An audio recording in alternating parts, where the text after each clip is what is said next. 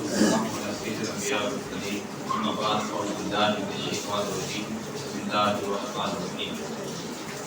آج کا مطلب جو موضوع ہے یہ ہے کہ اس امت کے امت محمدیہ کے کبھی بھی گمراہی پر جمع نہ ہونے کا بیان اور آقا اسلام کو اپنے ظاہری زمانے کے بعد امت کو شرک میں مبتلا ہونے کا اندیشہ نہیں تھا۔ یہ بڑا اہم ترین موضوع ہے ہمارے عقیدے کے حوالے سے، اور ہم کیونکہ جماعت اہل سنت ہیں تو اہل سنت جماعت ہونے کے ناطے یہ آپ غور سے سنیں، توجہ سے سنیں۔ اتنا لمبا موضوع نہیں ہے، اختصار کے ساتھ بیان کروں گا، مگر یاد رکھیں ہمیں پتہ ہونا چاہیے کہ اگر ہم اہل سنت جماعت کہلاتے ہیں یا جماعت کا حصہ ہیں یا جماعت ہیں تو اس کا کیا فائدہ ہے، کیا مقصد ہے، اس میں عقیدہ کیا بنتا ہے، یہ توجہ کرنے کی ضرورت ہے۔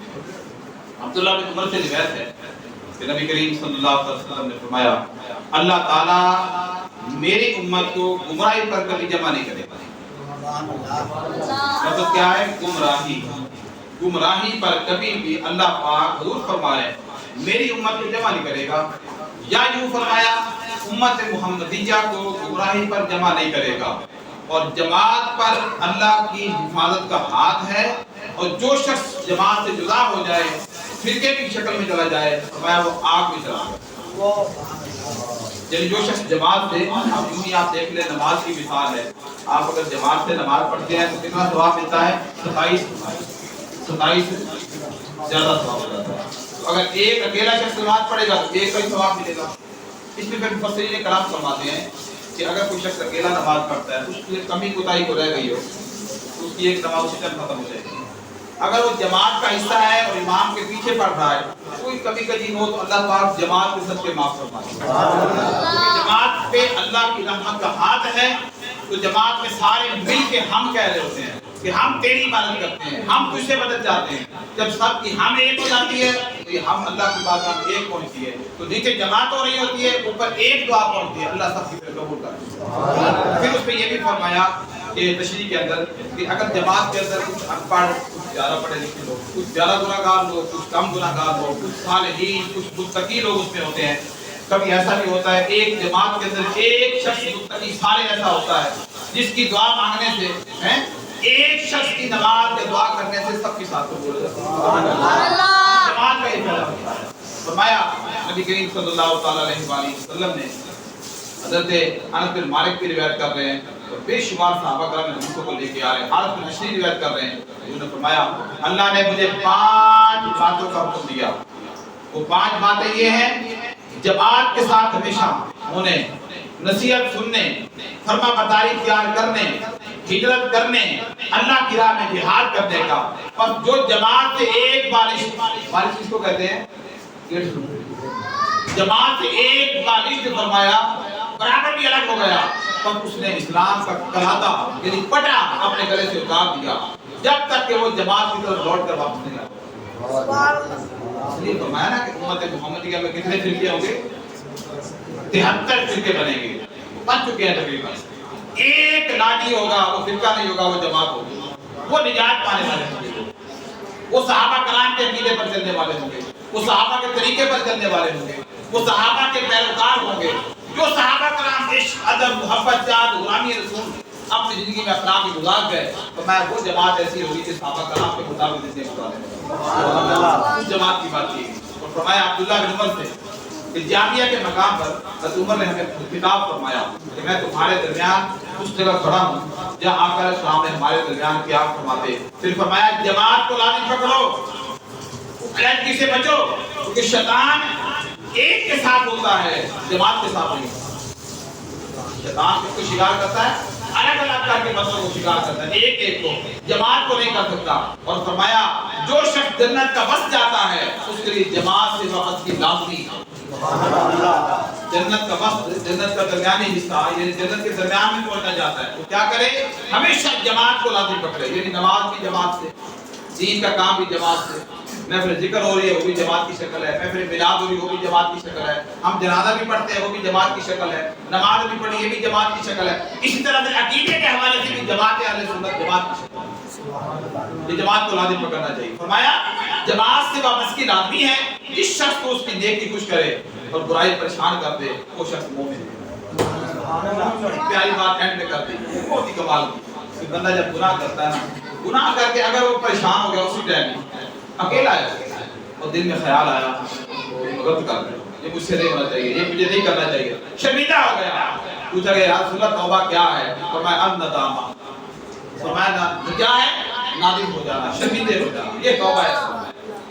اور نیکی, جس شخص کو نیکی کر کے سکون ملے, خوشی حاصل ہو, بڑا اچھا کام میں نے کر لیا, روزہ رکھ دیا, ابھی نماز پڑھ لی, قرآن پڑھ لیا, اعتکاف بیٹھ گیا, اچھا اللہ نے مجھے توفیق دے دی. فرمایا وہ کیا ہے؟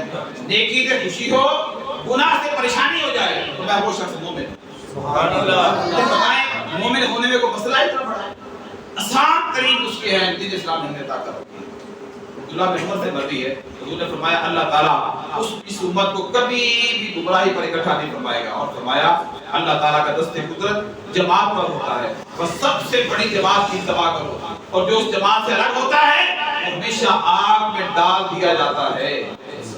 اب اس حدیث میں کیا لفظ آ گیا؟ سب سے بڑی جماعت کی اتباع کرو.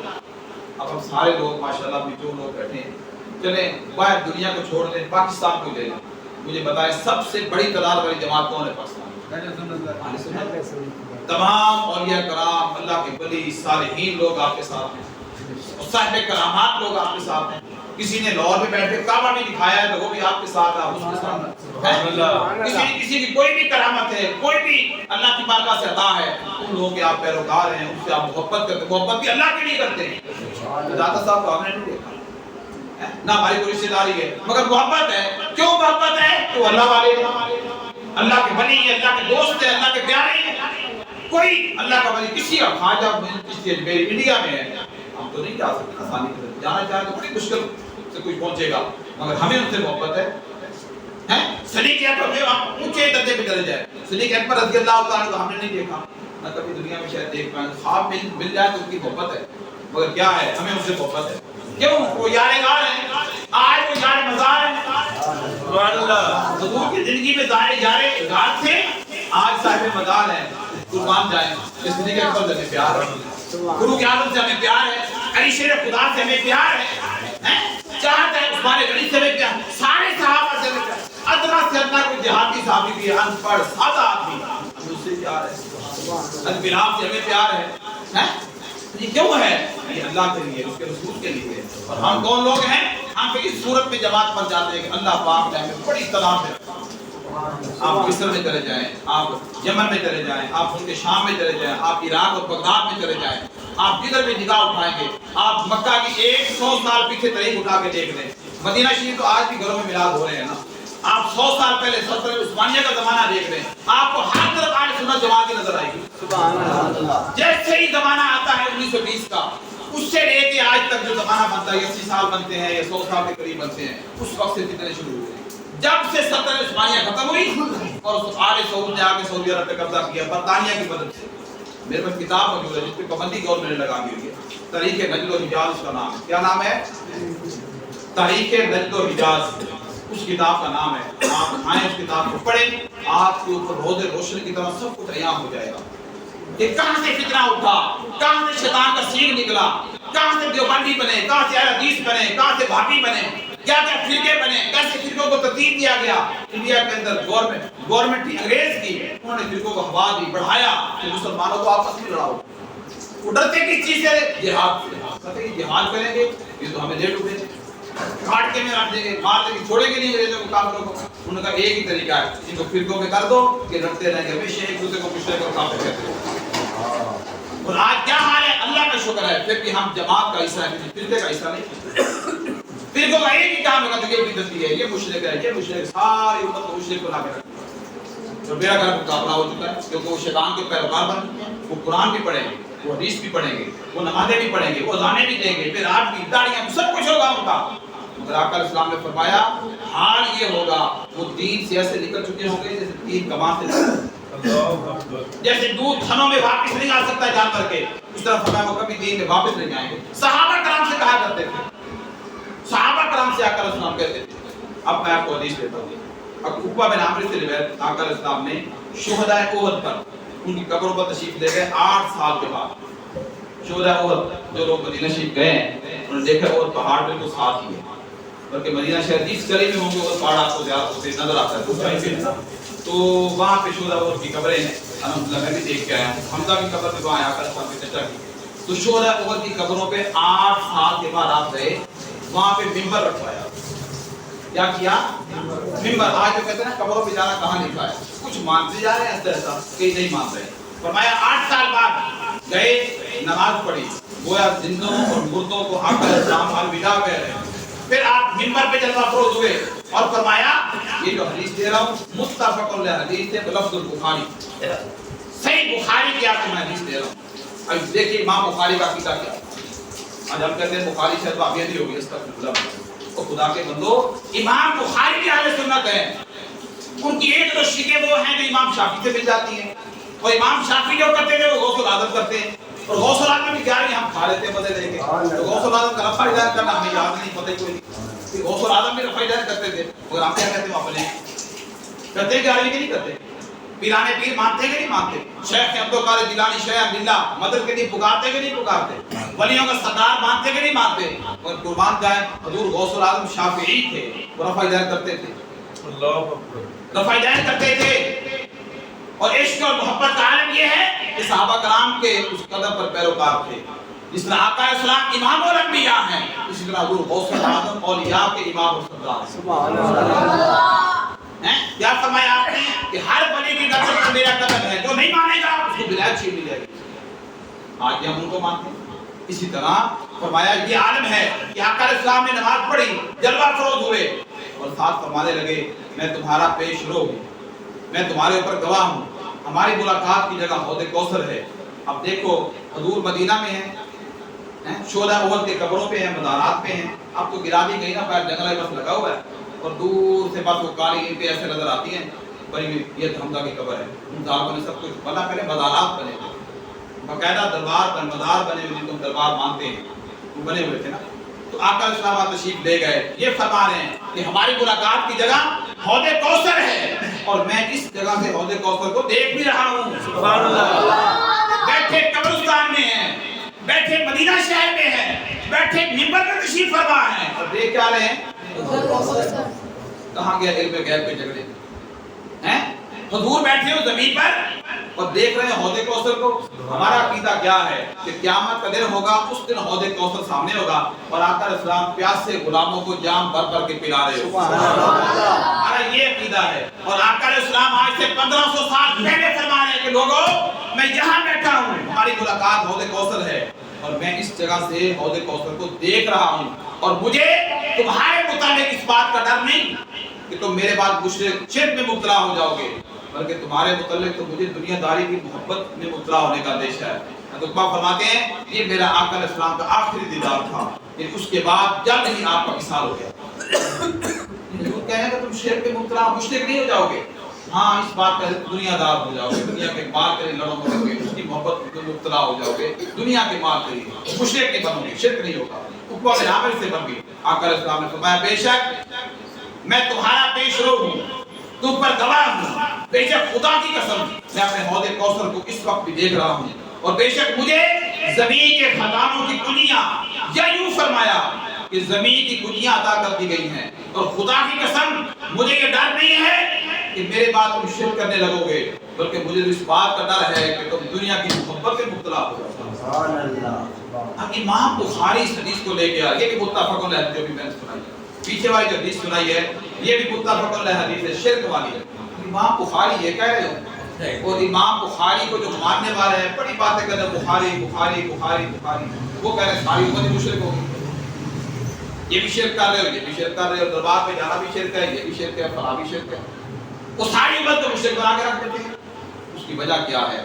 ہمارے ہاں کمزوری یہ ہے, ہم نے صحیح بخاری کو پڑھا ہی نہیں. کسی گھر میں ایسے ہی بخاری آتی ہے. اب سارے میرے بھائی بیٹھے ہیں, ناراض نہیں ہونا, کیونکہ میں آپ کو ہرانے کے لیے نہیں بیٹھا ہوں, جیتنے کے لیے نہیں بیٹھا ہوں, ہم سب سیکھنے کے لیے بیٹھے ہیں. اللہ ہمارا بیٹھنا قبول کرے. کسی گھر میں ایسے ہی بخاری نہیں جی, کتنے دکھ کی بات ہے, یہ دکھ کی بات ہے. ہمیں حضور سے بڑی محبت ہے, مگر حضور کے فرمان ہمارے گھر میں نہیں ہے. حالانکہ یہ کلام ہے نا, کلام قرآن, یہ بھی حضور کی زبان ہے. سبحان اللہ. کلام اللہ کا کہا جاتا ہے، مگر اللہ بولنے سے، اللہ جسم سے، اللہ زبان سے، اللہ منہ سے، اللہ ہاتھوں، ہر شے سے پاک ہے اللہ. تو کلام کس کا ہوا پھر ہیں؟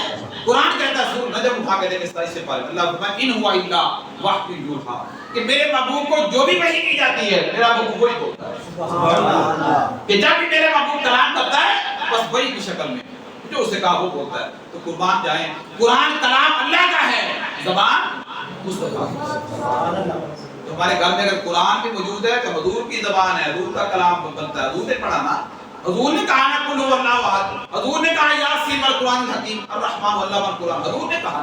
اللہ تو نہیں بول رہا نا، اللہ کہتا ہے کلام میرا ہے، محبوب نے اتارا ہے، محبوب تم بولتے جاؤ سناتے جاؤ، میں تو بولنے سے پاگل. اسی طرح حدیث جو آئے گی وہ بخاری ہو، مسلم ہو، نسائی ہو، ترمذی ہو، ابن ماجہ ہو، جو بھی صحیح جتنے سیاسی کی کتب ہے حدیث کی آپ گھر میں لائیں گے، اصل میں اپنے نبی کا کلام لے کے آئیں گے. ہم اپنے نبی کی باتیں اپنے گھر میں لے کے آئیں گے، اپنے نبی کی باتیں سنائیں گے. خدا کی قسم آپ چاہیں جہاں آپ کا بچہ 8ویں 10ویں میں پہنچ گیا ہے، اس کو عربی آنے لگ گئی ہے، آپ حدیث کی کتاب میں فکر بیٹھا کہ عربی کی بات یاد کیا کرو، اس لیے کہ میرے رسول اللہ نے بولا ہیں واللہ یؤتی انا قاسم ہیں کہ میں اللہ دینے والا ہے، میں تقسیم کرنے والا ہوں. آپ کا رب فرمایا اور آخری حدیث آج کی میں آپ کو سنا دوں. فرمایا عقبہ بن عامر روایت کر رہے ہیں، یہ صحیح مسلم کی حدیث ہے، رواہ مسلم. کہتے ہیں آقا السلام نے فرمایا مجھے تمہارے متعلق اس بات کا ڈر تو نہیں ہے کہ تم میرے بعد شرک کرو گے، بلکہ مجھے ڈر ہے کہ تم دنیا کی محبت میں گرفتار ہو جاؤ گے، آپس میں لڑو گے، ہلاک ہوگے جیسا کہ تم سے پہلے لوگ ہوئے. اور عقبہ فرماتے ہیں کہ آخری بات تھی جب میں نے آقا علیہ السلام کو منبر پر جلوہ افروز دیکھا، یعنی اس کے بعد جلد ہی آپ کا وصال ہو گیا. یعنی آقا علیہ السلام اپنے ظاہری زندگی کے آخری ایام میں بھی یہ بات ظاہر کرتے گئے، کلیئر کرتے چلے گئے کہ میری امت کبھی بھی، میری امت کا بڑا طبقہ وہ شرک نہیں کرے گا، گمراہی میں مبتلا. اس سے بخاری اور مسلم کی بات میں نے کیا اور کسی کتاب کی میں نے نہیں سنی، میں نے خاص اکمال اس پہ کیا ہوا. اب اگر پھر بھی ہمیں کچھ کہہ رہے ہو تو مشرک ہے اور شرک کر رہے ہیں تو ہم پریشان کرتے ہیں. نہیں، ہم نے پریشان نہیں ہونا، اس کا کام یہی ہے، شیطان کا کام یہی ہے. جو بندہ فرقے کا شکار ہو جائے گا وہ آیتیں بھی پڑھے گا، وہ حدیثیں بھی پڑھے گا، وہ ترجمے بھی اپنی مرضی کے کرے گا. ہم کیوں پریشان ہو گئے؟ ہمیں علم نہیں ہوتا، ہمیں خبر نہیں ہوتی، ہم اس وقت گھبرا جاتے ہیں کہ اتنی آیتیں پڑھ دی، اتنی حدیثیں اس نے پڑھ دی ہیں. وہ ترجمہ جو بھی کر دیتا ہے، ہمارا نوجوان بچہ سامنے کھڑا لاجواب ہو جاتا ہے. اس لیے ہمیں یہ دیکھنا ہوگا ہم قرآن کے کتنا قریب ہے، حدیث کے کتنا قریب ہے، رسول اللہ کی باتیں کتنی ہم گھر میں بولتے ہیں، کتنی سنتے ہیں، کتنی سناتے ہیں. یہ کرنا ہوگا تو پھر بات بنے گی. اللہ پاک ہمارے ہاتھ پہ رحم کرم فرمائے، ہمیشہ آپ علیہ السلام کی تابعداری نبھانے کی عطا فرمائے. وما علینا الا البلاغ.